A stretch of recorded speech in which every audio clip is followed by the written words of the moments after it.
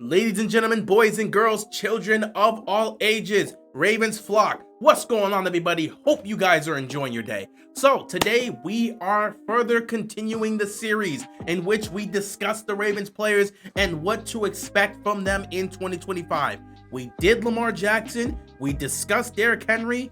Now it is time to talk about somebody that'll be a bit more tougher to discuss. You see, with Lamar Jackson and Derrick Henry, they're two of the best players in the league. They're future Hall of Famers. They're playing at the top of the game right now. There's not much to really speak on in terms of what to expect or what to hope to expect from them because we already know what we're getting from them on a year-to-year basis. We're expecting greatness. We're expecting high performances. Even if the numbers don't always show that, we know these guys are going to show up and ball out and play at a high level. Statistically, they can both drop, but they'll still be great. And that's the expectations on Lamar Jackson and Derrick Henry. We hope the numbers improve from what it was last year because that means they'll have yet another historical season and it'll be a fantastic year for the Ravens. But we already know what we can expect from them and what we can hope from them. With Rashod Bateman, it's more difficult because prior to last year, we had zero expectations for this guy and there was a bunch of hope, but that hope was diminishing because we weren't seeing much of anything from Bateman. Prior to last year, his best season was his rookie season, where he had 46 receptions for 515 yards and a touchdown. He was off to a great start during his second year, 2022. That game against the Jets and the Dolphins, that was awesome. In fact, the first 4 to 5 weeks of the season, Rashod Bateman was making plays. Unfortunately for him, he got hurt. And once those injuries started happening, it really started to take away from his opportunity there. Then you get into year 3, 2023, and you get nothing from Bateman. Virtually nothing. His 2023 season, 32 receptions, 367 yards, 1 touchdown. I mean, he's supposed to be one of your top 2 receivers right next to Zay Flowers, and in 2023, you got virtually nothing from him. So there was no expectations placed on him heading into the 2024 season, and the hope that he could be significant and be a huge part of this offense, that was diminishing fast. Many saw Bateman as somebody that's going to be released relatively soon, but the Ravens surprised everybody by giving him an extension and giving him a small prove-it deal.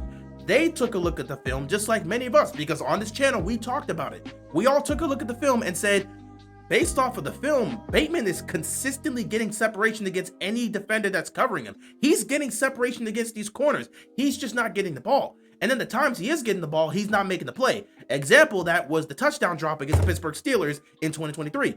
He just wasn't making the play or he wasn't getting the ball. So what needs to change is he has to get more opportunities, and when the opportunities come, he has to take advantage of them.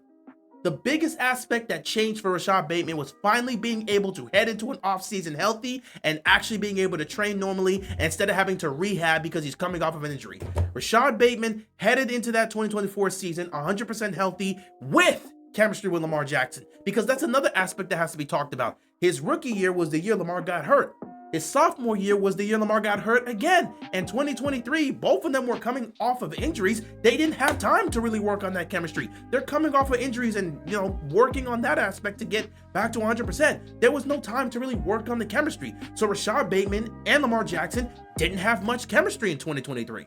But in the 2024 season, they had chemistry because they had time to work together in the offseason, in training camp, from start to finish, and really built that chemistry up. And as the season went on, we started to see that chemistry build. Early on in the 2024 season, the chemistry wasn't quite there, and you saw that it was starting to come together. Lamar was starting to trust him more, Bateman was starting to get more opportunities, and he was starting to make plays. But it wasn't quite where it needed to be. The second half of the season, towards the end of the year, Rashod Bateman and Lamar Jackson were able to damn near perfect that level of chemistry. Rashod Bateman basically became our second biggest red zone threat. Mark Andrews was still our biggest red zone threat. That's why he had 11 touchdowns last year. But Rashod Bateman basically became the number 2 red zone threat and the number 1 wide receiver red zone threat for the Ravens. His stat line for the 2024 season, 45 receptions, 756 yards, 9 touchdowns. And a majority of those touchdowns came from the second half of the year because he was just flat out balling. It felt like every single week Rashod Bateman was finding the end zone. He was just making plays over and over and over again. And Lamar was fighting him. And the chemistry was great. And that chemistry showcased itself even more in the playoffs because Rashod Bateman scored 2 touchdowns in the 2 playoff games we had. He scored a touchdown on the opening drive against the Pittsburgh Steelers in the wild card round. He also scored a touchdown on the opening drive in Buffalo against the Bills in the divisional round. And he nearly had another touchdown against that Bills team. He just got dropped at the 1. So that guy showed up, played well, balled out as the #1 receiver because he was the #1 receiver in the playoffs. Zay Flowers got hurt. He took that role and he balled out and did his job. So Rashod Bateman really impressed everybody with how he was able to perform in 2024. That was great to see. Now we have to take a look at 2025. What to expect from him and what can we hope to see from him? Well, number 1, Rashod Bateman, once again, comes into an offseason healthy. Once again, gets to work out and do all his normal training in preparation for this season. Once again, continuing to build chemistry with Lamar Jackson. Everything you wanted, right there. Check mark, check mark, check mark. Now it's about production. Ooh. I don't exactly know where I want to go with this here. I feel like Rashod Bateman's 2024 season was fantastic, but it also could be one of 2 things. It could be a sign of things to come, which means this is the beginning in which he starts elevating his play, or B, an anomaly, which means his numbers could somewhat drop and you never see that type of Rashod Bateman again. It feels like it could be one or the other. You have to solidify yourself by balling out the following year to really showcase that this is a trend and this is who you're going to be moving forward. So Rashod Bateman is coming into this season with some expectations that he can perform at the same level, if not better than what he did the previous year. And it's going to be tough to really assess him in that because we don't fully know if last year was this year that was the starting point for Rashod Bateman to finally live up to the potential that we saw, living up to that talent that we saw. Is this going to be the moment where he takes a step forward, or was last year just one of those one-off moments and Rashod Bateman's going to fall right back to where he was prior to 2024? If it ends up being the first case in which it is the beginning of something great, then I will say this right now. If it's the first option, then we can expect to see Rashod Bateman have a 1,000-yard season.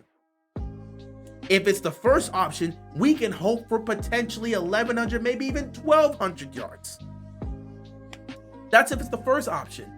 If it's the second option, his numbers will plummet. He will probably be around 400 to 600 receiving yards, maybe closer to that 500, 550 like he was in his rookie season. And his touchdown numbers will definitely drop as well. We would expect to see that from him, and we would hope, if it's a dip, that it's not too much of a dip and it's closer to what we got from him last year because he was still pretty good last year. So if it's a sign of things to come, 1,000-yard season for him is the expectation. The hope is 1,200 plus yards, which would really mean he's breaking out and becoming one of those top-tier receivers. If it's a one-off type situation, the expectations is he'll be around 400 to 600 receiving yards, probably cut his touchdowns in half. And if that is also the case, you would hope that he'd at least be somewhat close to what he produced last year because you can at least deal with that and manage that. As long as he can be productive within this offense, people will be fine. So at the end of the day, you're going to get 2 stats. What I hope to see from Rashod Bateman is an upgrade. What I expect to see from him is also somewhat of an upgrade. I think he's going to come really close to 1,000 yards. I think he's going to come close to 1,000 yards. And I think he's going to come close to 10 touchdown receptions like he did last year. I don't know if he's going to get 10. He'll probably be around 7 or 8, but I think he's going to get close. My stat prediction for Rashod Bateman would probably be around 900 to 950 receiving yards, probably around 35 to 40 receptions, and he'll probably have somewhere between 5 to 7 touchdowns. I think that's a realistic aspect, especially because this offense is looking to eat. Then again, if Isaiah Likely does miss time early on, That could be also, an aspect of which Bateman and Flowers get leaned on a little bit more, which means Bateman's going to have more of those opportunities. And if he thrives there, he could bulk those numbers up early on with Isaiah likely being out of here. The thing about this offense is they share the ball around. So it's hard to really, dictate how a specific stat line or how productive one specific receiver is going to be because there's a lot of mouths to feed. You're dealing with Rashod Bateman. You're dealing with Zay Flowers. You're dealing with Isaiah Likely. You're dealing with Mark Andrews. Now you've got DeAndre Hopkins. And the Ravens like what they're getting from Tyler Wallace because he's making plays every time he's out there. You still got to deal with Derrick Henry getting all those carries because he has to eat. You have to feed the king. He's that dominant. And then Lamar Jackson making magic with his legs as well. So that's another aspect. Justice Hill is another aspect. Keaton Mitchell, who they hope to bring back here. There's just a lot of offensive pieces to utilize. So because of that, it's kind of difficult to really assess what we're going to get from a receiver. But considering Bateman is either the number 1 or number 2 receiver, most likely number 2 because Zay Flowers is viewed as the number 1 receiver for the Ravens and has been treated as the number 1 receiver and is expected to be the number 1 receiver.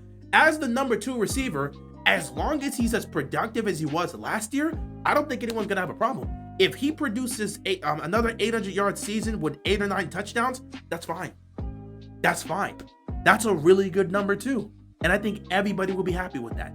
If he gives you 1,000+ yards, that would be spectacular. That would be a breakout type season for him because he will be in the Pro Bowl conversation. So we'll just have to wait and see. But that's pretty much it for me. My expectation for Rashod Bateman is to have numbers similar to what he had last year, maybe a little bit closer to 1,000 yards, but not quite 1,000 yards. And in terms of touchdown receptions, 5 to 7 is a good amount for him. That's my expectations. My hope is he breaks 1,000 yards, probably gets closer to 1,200 yards, like I said, and he ends up having 10+ touchdown receptions, and he has a breakout year. That's what I would hope, but I don't know if that's going to be the case. Anyway, that's pretty much all I have here for the Rashod Bateman discussion. We will see how he performs. I just hope he keeps up what he did last year. Bring that level of play into 2025, expand on it, and you're going to have a breakout year, and you could potentially be a candidate for a Pro Bowl vote this year. So we'll just have to see what Rashod Bateman does. Anyway, guys, that's pretty much all I have for you today. Thank you so much for tuning in, and I will see you guys later. Be sure to stay safe, and peace out.